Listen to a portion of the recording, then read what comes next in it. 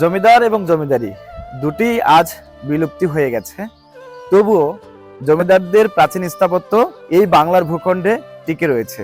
রাজশাহী জেলার বাগমারা উপজেলাধীন বীরকুচ্ছা হাজারদুয়ারি জমিদার বাড়ি থেকে একগুচ্ছ বাগানবিলাস ফুলের শুভেচ্ছা জানাচ্ছি। আমি সাজু আহমেদ।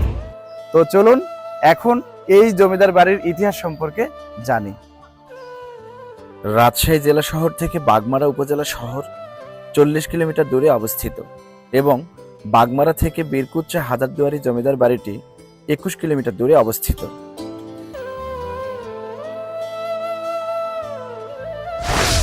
জমিদারি প্রথা চালু থাকাকালীন বীরকুচ্ছা ছিল একটি পরগনা। এর জমিদার ছিলেন ভারতের কাশী থেকে আসা বীরেশ্বর বন্দ্যোপাধ্যায় ওরফে বীরবাবু। পাশের উপজেলা আত্রাইয়ের আমরুল ডিহি বিশার রাজা ছিলেন গোপালধাম। প্রভাতী বালা নামে তার এক রূপসী কন্যা ছিলেন। রাজা গোপালধামের সেই রূপসী কন্যা প্রভাতী বালাকে ভারতের বীরবাবুর সঙ্গে বিবাহ দেন। বিবাহের পর এই পরগনা কন্যা প্রভাতী বালা এবং সেই রাজ্জামাতা বীরবাবুর নামে হস্তান্তর করেন। জমিদার কন্যা প্রভাতী বালা ছিলেন খুবই শৌখিন, যার বাস্তব প্রমাণ এই অট্টালিকাটির মাধ্যমে। অর্থাৎ তার স্বামী বীরবাবু প্রভাতী বালার পছন্দ মতো এই অট্টালিকাটি নির্মাণ করেন এবং এই অট্টালিকাটির একটি বিশেষত্ব রয়েছে, যেটি দেখলে এবং যেটি শুনলে আপনি মুগ্ধ হয়ে যাবেন। এই অট্টালিকাটিতে 1000 দুয়ার রয়েছে, অর্থাৎ দরজা রয়েছে। এই যে আপনারা দেখতে পাচ্ছেন এখানে অসংখ্য দরজা, একটা জায়গায় এতগুলো দরজা। প্রত্যেকটা সেক্টরে আপনি অসংখ্য দরজা দেখতে পাবেন, যেগুলো দেখলে আপনি মুগ্ধ হয়ে যাবেন। এ কারণেই এটি হাজারদুয়ারি জমিদার বাড়ি নামে বাঙালিদের কাছে পরিচিত। হাজারদুয়ারি বলতে মুর্শিদাবাদের সেই প্রাচীন স্থাপত্যকেই বোঝানো হয়, কিন্তু সত্যিকার অর্থে এই বীরকুচ্ছার জমিদার বাড়িতে 1000টি দুয়ার রয়েছে, যার বাস্তব প্রমাণ এবং সত্যতা পাবেন এখানে পরিদর্শনে এলে। আমি এখন যেখানে অবস্থান করছি এটি বীরেশ্বর বন্দ্যোপাধ্যায়ের দেউরি। এখানে মোট 2টি দেউরি রয়েছে, যেটি এই রাজপ্রাসাদের পূর্ব দিকে অবস্থিত। আমার পেছনে যে এই দেউরি দেখতে পাচ্ছেন, এই দেউরিতে 6 জন এবং আমার এই পাশে যে দেউরি রয়েছে সেখানে 6 জন, অর্থাৎ মোট 12 জন বড়কান্দাজ এখানে থাকতেন।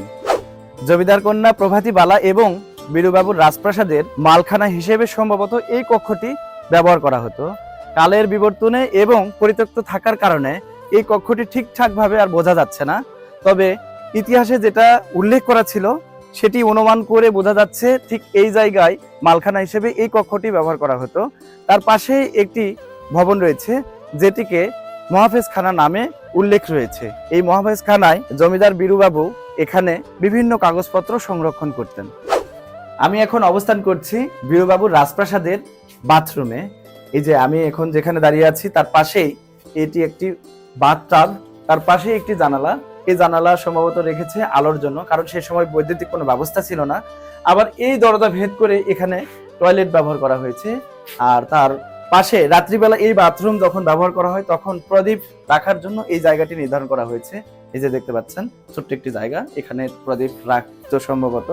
তার পাশে আরেকটি জানালা রয়েছে, উত্তর এবং দক্ষিণ দুই পাশ থেকে যেন আলো আসে, এই বাথরুম যেন ব্যবহার করা যায় তার জন্য এত আয়োজন করা হয়েছে। আমি এখন অবস্থান করছি এই রাজপ্রাসাদের বড় একটি কক্ষে। এই কক্ষের মেঝেতে শ্বেত পাথর ব্যবহার করা হয়েছে, তবে কালের বিবর্তনে এটি নষ্ট হবার আগেই চুরি হয়ে গেছে অনেকটা। জমিদার বীরবাবু এবং জমিদার কন্যা প্রভাতী বালা সত্যি খুব শৌখিন মানুষ ছিলেন। তার আরেকটি বাস্তব প্রমাণ পাচ্ছি এই দরজাগুলো দ্বারা। এই যে দেখেন কত সুন্দর কারিগর দ্বারা এই যে দরজাগুলো বানিয়েছে। এই যে এভাবে টেনে এভাবে আটকিয়ে রাখলে এদিক দিয়ে আলো আসবে, বাতাস আসবে, তারপর আবার এইভাবে এটা তুলে দিলে বন্ধ হয়ে যাবে, অন্ধকার হয়ে যাবে। তারপর এই দরজাগুলোর বিশেষত্ব হচ্ছে এই কাঠগুলো সেগুনের কাঠ, তারপর এই যে লোহা ব্যবহার করা হয়েছে, তারপর এই যে দরজার যেই অংশটি রয়েছে এখানে কাঁচ লাগানো ছিল, তবে সেগুলো কালের বিবর্তনে ভেঙে গেছে বা নষ্ট হয়ে গেছে। বীরেশ্বর বন্দ্যোপাধ্যায়ের 2 ভাই দুর্গাবাবু ও রমাবাবু এই প্রাসাদে বসবাস করতেন। প্রাসাদের সামনে বাহারি ফুলের বাগান ছিল। প্রাসাদের পশ্চিম দিকে খিড়কির দরজা পার হয়ে শান বাঁধানো একটি বিরাট পুকুর রয়েছে। এই পুকুরে শুধু জমিদার পরিবারই গোসল করত। প্রাসাদের ভেতরের এক পাশে ছিল জলসাঘর। কলকাতা থেকে ভোলানাথ অপেরায় এসে গান বাজনা করত। প্রাসাদের পূর্বের দেউরি পার হয়ে সামনে আরেকটি পুকুর আছে, সেখানে গোসল করত আমলা, পেয়াদা ও বরকানন্দাজরা।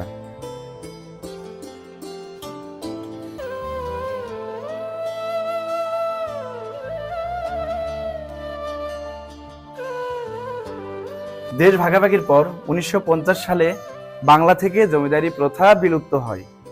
জমিদারি প্রথা বিলুপ্তির পর সঙ্গে সঙ্গে বীরবাবু এই অট্টালিকাটি এবং জমি জমা সহ বিভিন্ন জিনিসপত্র রেখে তিনি সপরিবারে ভারতে চলে যান। তিনি সপরিবারে ভারতে চলে যাবার পর থেকে এই অট্টালিকাটি এখন পর্যন্ত জনহীন হিসেবে, পরিত্যক্ত হিসেবে এটি দাঁড়িয়ে রয়েছে। এই পরিত্যক্ত ভবনটি দেখভালের কোনো লোক না থাকার কারণে এটি দিনে দিনে আজ ধ্বংসের পথে। আজ থেকে 20 বছর পর কিংবা 50 বছর পর এর কোনো অস্তিত্ব খুঁজে পাওয়া যাবে না। তাই এখনই সুযোগ, এই ভবনটিকে ধরে রাখার জন্য এর দেখভালের ব্যবস্থা করতে হবে বাংলাদেশ সরকার সহ আমাদের বাঙালিদেরকে। আজ এ পর্যন্তই। সকলেই ভালো থাকবেন, সুস্থ থাকবেন। আল্লাহ হাফিজ।